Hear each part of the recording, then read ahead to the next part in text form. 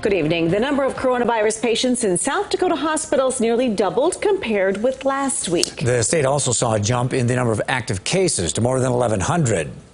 According to a note from the Department of Health, during the past week, there were about 90 new cases reported each day. Health officials have also confirmed even more Delta variant cases in the state. KELOLAND's Tom Hansen spoke with the Department of Health today about the spike in cases and hospitalizations. Tom?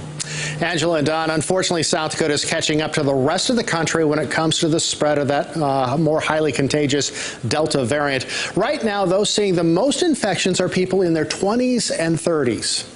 South Dakota State epidemiologist Dr. Joshua Clayton says without more vaccinations, the number of people infected will continue to rise. We do anticipate that what you're seeing nationally in terms of increasing cases and hospitalizations will, be a concern that South Dakotans will need to encounter here as well. The Delta variant is driving much of the current spike. Here's an example of just how much more contagious the Delta variant is.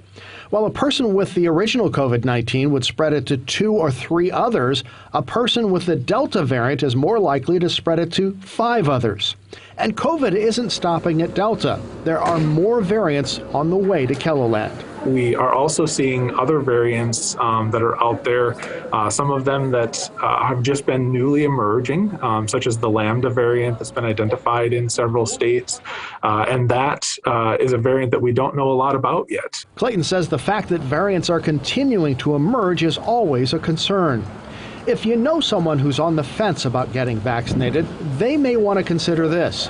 The vast majority of current hospitalizations are those who are unvaccinated. Clayton says the one way we're going to get past this pandemic is through vaccination. He says there are currently 3 safe and effective options: Moderna, Pfizer, and Johnson & Johnson. They have shown their effectiveness time over time. They've shown their safety time over time. And while you may hear about some rare events occurring, there are no large-scale negative effects of the COVID-19 vaccine. So we do encourage all individuals to get vaccinated against COVID-19 and help stop this pandemic.